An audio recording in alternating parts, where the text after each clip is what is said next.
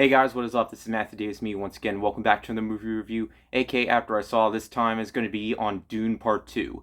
Continuing where we left off in the last movie, well, sort of, it opens up a little bit differently. No spoilers or anything like that. But Paul's journey continues as he meets up with a girl that was in his vision, played by Zendaya, and from there we got ourselves another journey going through this world while, of course, avenging his family. And from there, we get new characters, new villains, and more epic scenery on the big screen.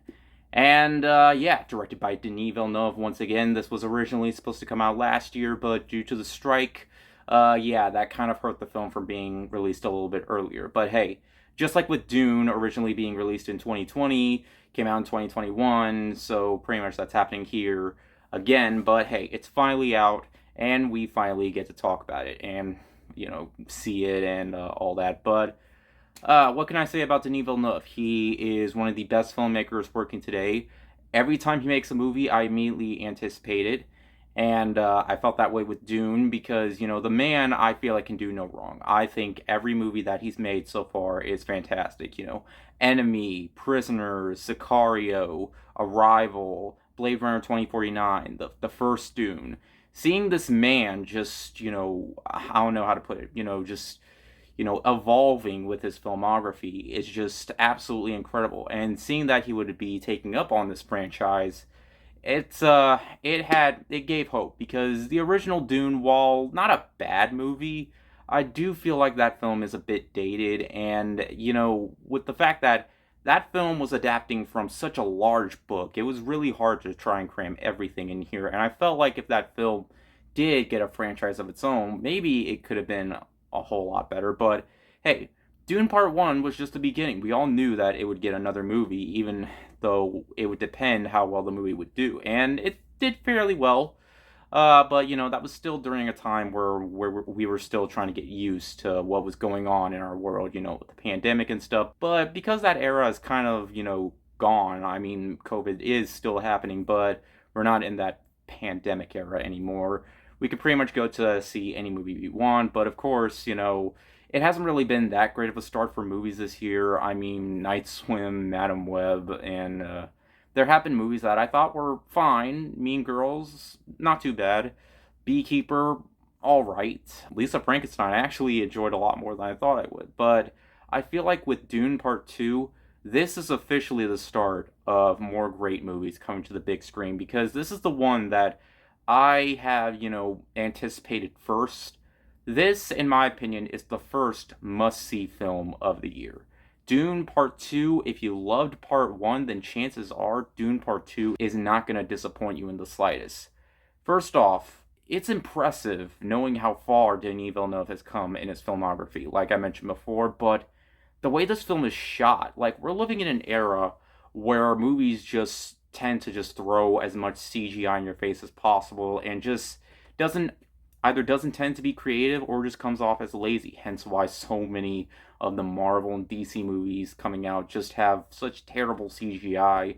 I feel like it's just due to the fact that those movies, like, we have to have one of those movies or a few of those movies every single year. But I feel like because Denis really takes his time with these films, it looks absolutely impressive. Like, there is not a glimpse of CGI that feels either cheap, noticeable, or fake looking. As I was watching the movie, I was all like, okay, there's no way this thing was entirely green screened or CGI. Because, while yes, they did use that, but oftentimes it just felt like the sand areas and all that were actually there. Like, even the worms, the giant worms that were advertised in the movies, like, they looked great. It just I, I was just floored. Like, I saw this with my dad too. He was absolutely just blown away, just trying to find a glimpse of what didn't work with the special effects. And honestly, I might compare this a little bit to the Avatar movies, but compared to Avatar, where most people didn't care for the story or the characters, but the scenery and all that was absolutely stunning, this I feel like works in terms of story, characters, and special effects.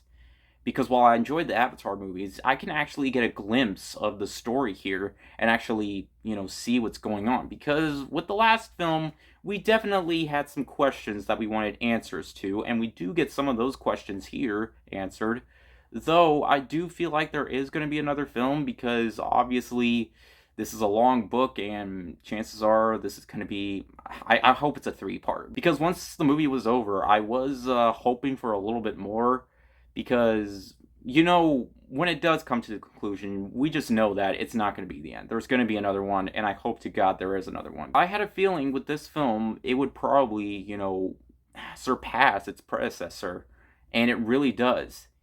Denny has shown that he really knows how to adapt a book, and a book that seems to be very complicated to put on the big screen. And with the visuals and all that, I haven't even talked about the characters, and the characters are great.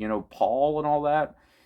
It was really great seeing him back, and his relationship, his romantic relationship with Zendaya in the movie, I thought really worked in the film and wasn't just put in because there has to be a romance. But I actually felt their romance being very strong throughout the majority of the film, and I actually liked how Zendaya actually wasn't a vision this time. It didn't show up at the very last act, but actually, I mean, we all knew she had more to do with this movie than she did in the first one because we only see her in flashbacks, or not flashbacks, like visions that Paul sees in the movie.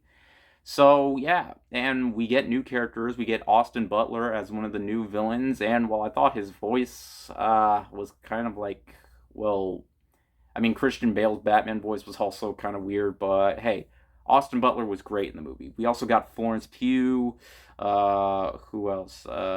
Rebecca Ferguson, Dave Bautista. They're all phenomenal in this movie, and I really like the way their characters played out. Like Austin Butler's character, there's this one scene with him fighting in an arena, which was really cool.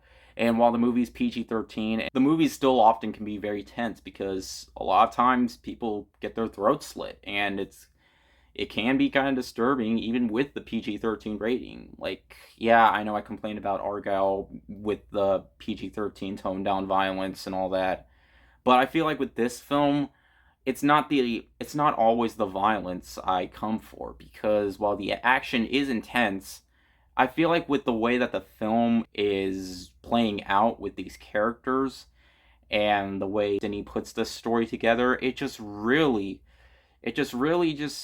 didn't bother me that there wasn't any action on screen because while it's a sci-fi film, I feel like with its storyline it manages to work super strongly, if you know what I mean. I feel like where the first film definitely felt a bit slower, I feel like this is where the pace really picks up when it comes to this film because while the pacing of the first movie I didn't mind, I mean I rewatched the movie and I still thought it was great. I feel like with this film because we knew exactly what to expect with this film, I feel like that's just pretty much how, the movie just manages to go by even faster because it really didn't feel that long.